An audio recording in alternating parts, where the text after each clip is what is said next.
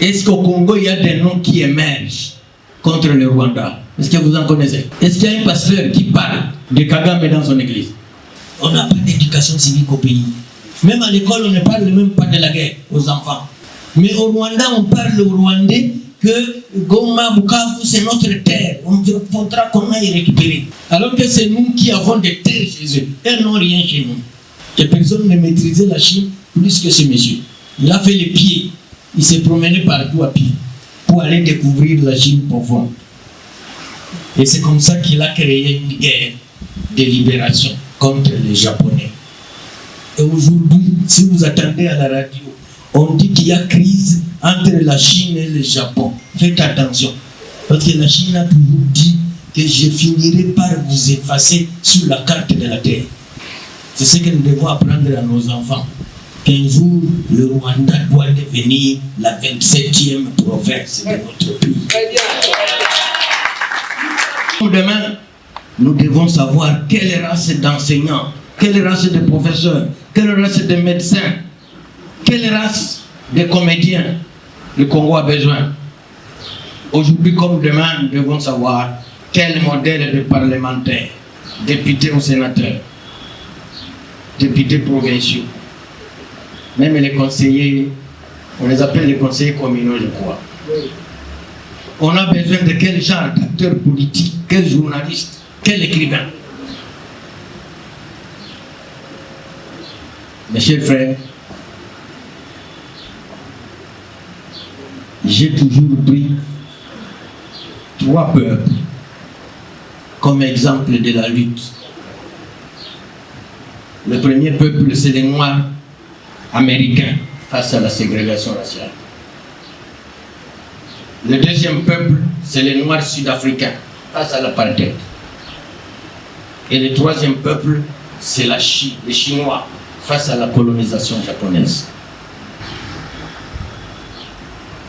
Est-ce qu'au Congo, il y a des noms qui émergent contre le Rwanda? Est-ce que vous en connaissez? Est-ce qu'il y a un pasteur qui parle de Kagame dans son église? Oui, Yana. Oui, Madame Joël peut-être. C'est Madame Joël, non? Kabasel. Voilà. Moi, je n'en connais pas. Chez toi, dans ton église, c'est comment il s'appelle ton pasteur? C'est toi-même pasteur? Alors invite-moi demain, je veux venir entendre de mes oreilles. Volontiers, je prendrai l'adresse. Rappelez-moi, on va aller chez lui pour aller entendre comment il parle du Rwanda dans ses fidèles. Et là, vous me donnez aussi 10 minutes. Mais quand on parle de la ségrégation noire aux États-Unis, il y a un nom, c'est Martin Luther King. Il y a un nom. C'est le symbole de la résistance. Et je vous informe aujourd'hui que s'il y a un noir devenu président des États-Unis, c'est le combat de Martin Luther King. Jusqu'à avoir un président de la République. Barack Obama. Les Noirs sud-africains. Les Noirs sud-africains. Les Blancs les tuaient comme des mouches. Mais il y a des noms qui sont sortis. Nelson Mandela, Desmond Tutu. Maintenant, nous ici, qui est notre Nelson Mandela? Qui est notre Desmond Tutu? Il est où? Je ne sais pas si je suis arrivé à cette conclusion. Alors, les Blancs. Parce que j'ai fait l'Afrique du Sud plusieurs fois et j'ai fait des études. Je me suis rendu compte que je ressemblais à Mandela avec 7 similitudes. J'en ai déjà parlé à la télévision. Je me suis rendu compte que Mandela était né dans une case en paille. Je suis sûr que vous, ici, la plupart des citadins, vous êtes nés dans les maisons à tôle. Nous, c'est la paille. Dans le Matiti. Mais Mandela, j'ai visité sa maison là de naissance. C'était un villageois comme moi. Il est né dans un village qui s'appelle Nkounou. Moi-même, je suis né dans un village. Tous mes collaborateurs, je les ai déjà amenés là-bas comme en Kamba. Mon village, c'est Katala.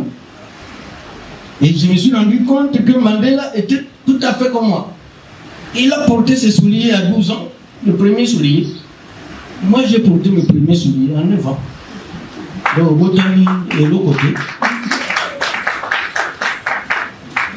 Des fois, quand je disais ça au début, ma femme me disait c'est ça la réalité. J'ai porté mes premiers souliers à 9 ans. Mandela en a porté à 12 ans. Mao Tse-tung en a porté à 13 ans. Je vais arriver sur Mao Tse-tung. Alors Mandela, c'est un berger de vaches. J'ai sa photo. Pieds nus. Moi aussi, je suis berger de vaches. Ouais, j'ai gardé les vaches. Pieds nus aussi, dans les épines. Hein. Et puis, Mandela, on l'a arrêté pendant 27 ans. On l'a libéré un certain dimanche, 11 février 1990. J'étais en prison moi aussi. On m'a libéré le même jour. Donc, je viens dimanche, je me rappelle. C'était le 11 février 1990. Et puis un dimanche, on libère un prisonnier dimanche, alors qu'il n'y a pas de travail. Et après, je me suis rendu compte que Mandela est né. Mandela est mort plus tôt. C'est un 5 décembre 2014. Moi, je suis né le 5 décembre 1960. Voilà. Il me reste à être président peut-être un jour, comme lui. Alors, je voulais vous réconforter ici pour vous dire que dernièrement, d'ailleurs, j'en ai discuté avec le président Félix Tshisekedi. Je le comprends suffisamment. Alors, on échangeait sur comment moi j'ai insisté qu'on ferme nos frontières avec le Rwanda. Bon, je te suivais. Maintenant, moi, on venait m'expliquer que si on ferme encore les frontières, tout le monde va mourir de faim. Je lui ai dit, président, on vous a trompé. C'est pas le Congo qui dépend du Rwanda, c'est le Rwanda qui dépend du Congo. On continue parce qu'il y aura débat, mais je suis presque à la fin. Alors, les Chinois que vous voyez ici, quand vous allez à Kolwezi, à Lwalwa là-bas, vous allez croire qu'ils sont des champignons là-bas. Les Chinois, il n'y a pas un peuple qui a autant souffert comme les Chinois. Il n'y en a pas ici sur Terre. Parce que le Japon est colonisé Bango pendant 109 ans. Donc un siècle et 9 ans. Les Japonais vont les Chinois, Tongo, Midi, Pokwa, Buto. On peut le vendre mais un homme est sorti, un homme est né. Mao Tse-tung. Mao Tse-tung, je crois que l'humanité n'a jamais connu un homme aussi grand comme Mao Tse-tung.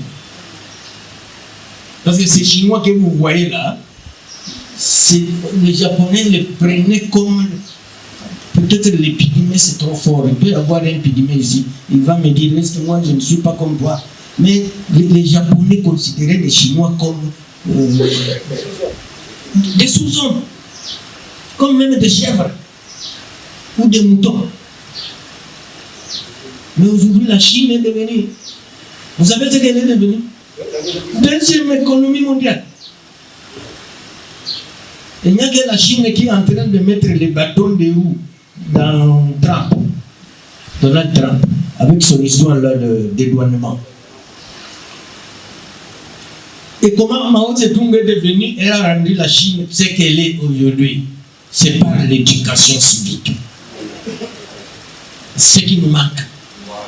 On n'a pas d'éducation civique au pays. Même à l'école, on ne parle même pas de la guerre aux enfants.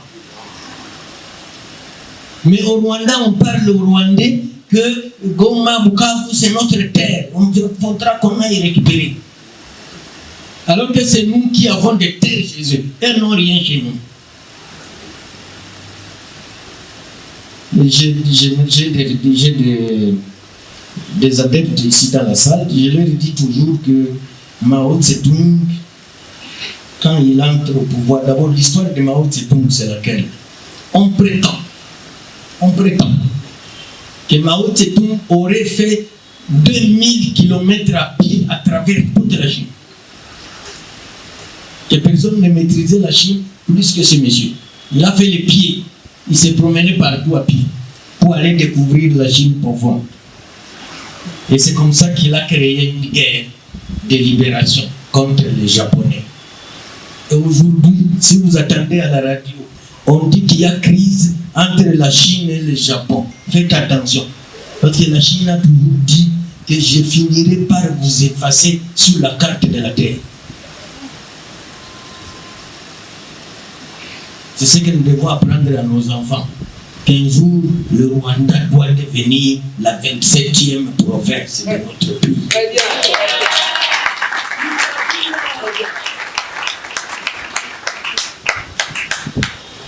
Mao entre en Chine pour prendre le pouvoir le 1er octobre 1949. Sa première ordonnance, vous savez c'est laquelle? La première ordonnance de Mao. La Chine de demain. Très bien. La Chine de demain, dans 5 ans, 10 ans, 20 ans, 30 ans, qu'est-ce que nous serons?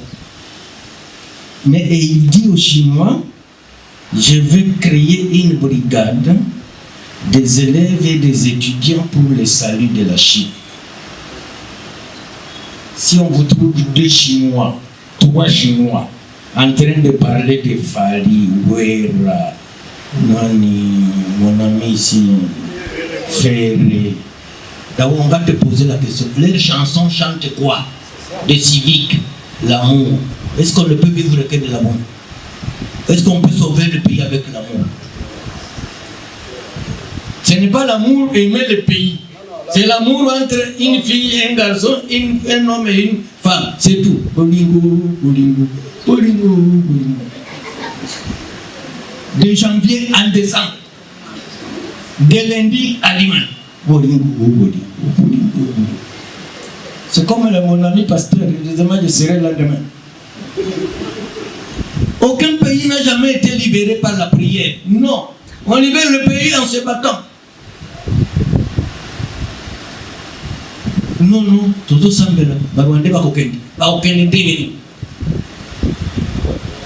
c'est comme ici, il y avait une culture dans les églises Sambela, Ozuamutuka. Qui va amener les contacts? Qui va amener ça? Non, j'ai prié pendant 3 semaines. Nasuamutuka. Odi, karibu. Contact yangoyo ekouto. Il faut travailler. Il n'y a que le travail qui ennoblit l'homme. Parce qu'il faudra dans ce pays qu'on instaure le christianisme du développement. Le pasteur sera chargé de bénir les récoltes du travail de ses fidèles. Quelqu'un qui ne travaille pas, il va trouver la dîme de $100 où? Mais entre-temps, tu as 600.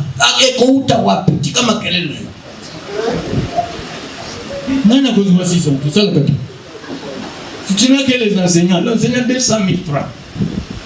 200 000 c'est $70. Maintenant toi tu demandes 600. Le 600 là il aura ça. À part aller